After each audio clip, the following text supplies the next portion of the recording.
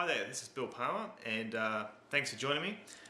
Today I'm talking about chord scales on the guitar, specifically the acoustic guitar. So in case you're not aware, a scale is basically an organised group of notes. It can have as many as 11 notes, which would be the chromatic scale.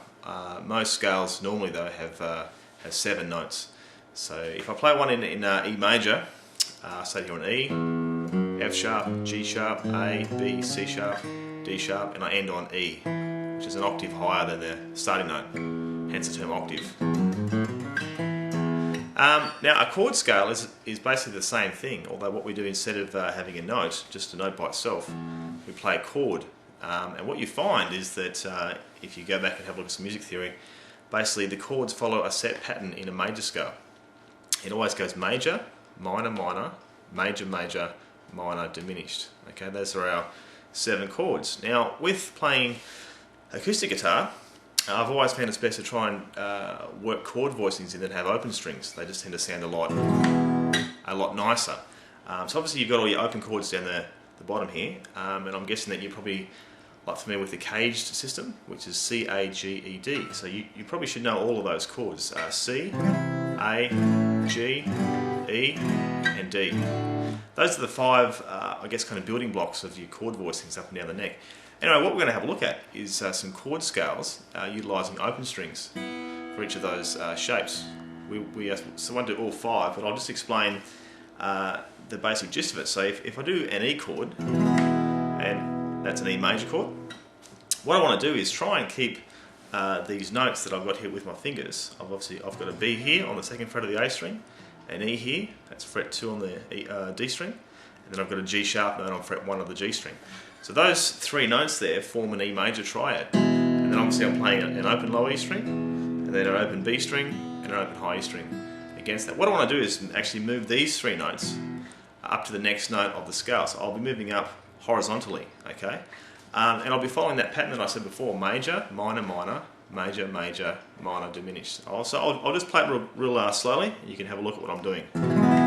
Major chord, minor chord, that's actually an F sharp minor, but I'm playing it, as I said before, I'm playing the open B and the open high E string against it, which just gives it a bit of shimmer. Next chord, G sharp minor. Next chord, A major. Next chord, B major. Next chord, C sharp minor. Next chord, D sharp diminished. And then I'm back to my E major again. Now what happens, because I've got those 2 open strings against it, the chords take on a slightly different name. For instance, this first chord here that I played, F sharp minor, it's actually an F sharp minor 11. Okay, because the high string is F sharp minor 7, and then you add the B note, it becomes F sharp minor 11. Okay, so I won't sort of go into all the detail of that. You can just for now. The thing is, we're just obviously getting used to changing chord shapes as we move up. So the first one, obviously, 2nd finger, 3rd finger, 1st finger. 2nd chord shape, my 1st finger stays down, goes to fret 2 on the G string. And then these 2 fingers, I use finger 3 and finger 4.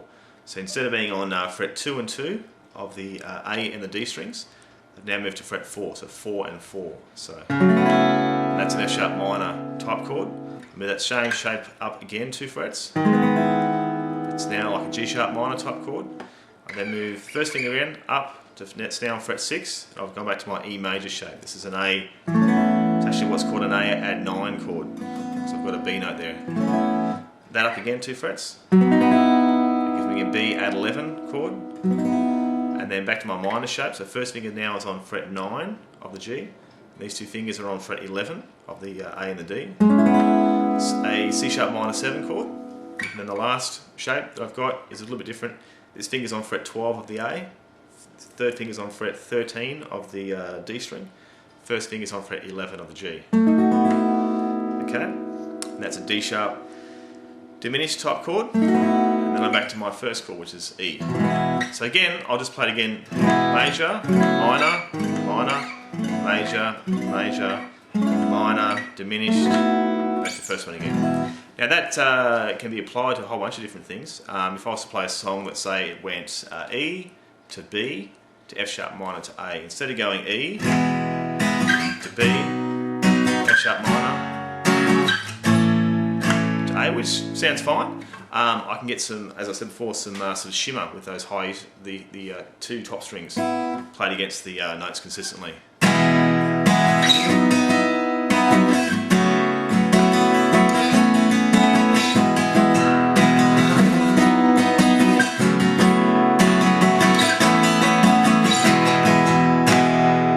So as I said before, it just gives it a nice consistency because you have those two strings that are always ringing against the given chord. Now you can also do that with other chord shapes too.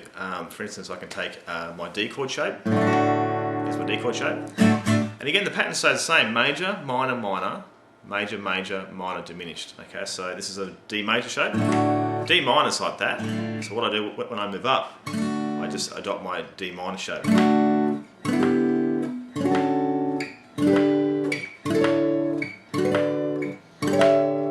Okay, so for instance, if I had a chord progression that went D to G to E minor to A, I'll play that using these shapes.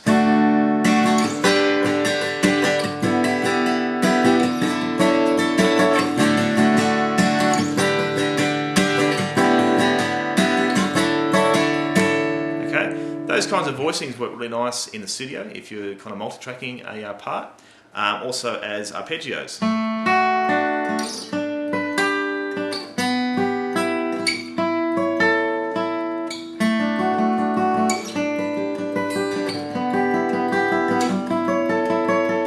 Just playing a little pattern there with my pick. Just going G string, high string, B string, G string.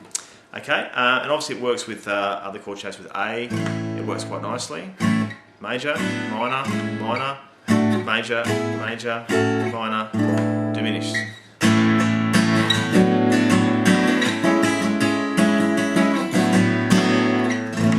Okay, with C and G, it doesn't work quite so well, just because of the fact that the shapes are a little bit more difficult. What does tend to work nicely with, for instance, C chord shapes. Here's a C. If I left off my minors and my diminished, I can get quite nice F and G chords. So C is a chord 1 of the key of C. If I go C, D, E, here's F here, so then I'll form a C shape around that note. That gives me like a nice F chord, and up 2 frets to G. Okay, so what I actually get there is I get C. If this chord is called F major 9, and this chord is called G6. So if I had a progression that went, say, C, A minor, and I'll just use a normal A minor, F to G.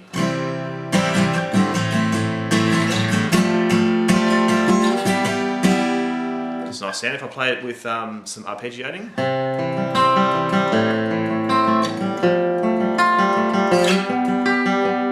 It's got, it's just a nice way of playing it. Also, I can, the other common way of playing C is to play the lower G note lower, which actually sounds nice too.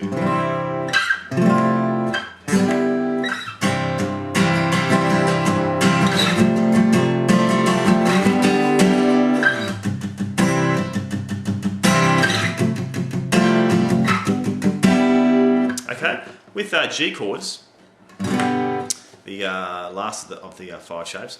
Again, it doesn't tend to work as well, but what you can get is some nice variations. If I, for instance, with a G chord, I can play a G chord arranged in ways. I can play G like that, use the 2 fingers there like that. I can sort of move up just those major shapes again. So in the key of G, I'll go major, minor, minor. There's a major one there on C, fret 8. Major one on fret 10. So G, C, and D. Okay, has quite a nice, I guess, kind of resonance to it.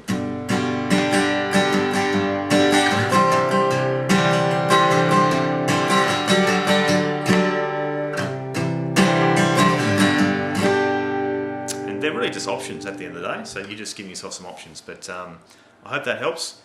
And if you have any questions, feel free to make a comment and I'll respond. Thank you.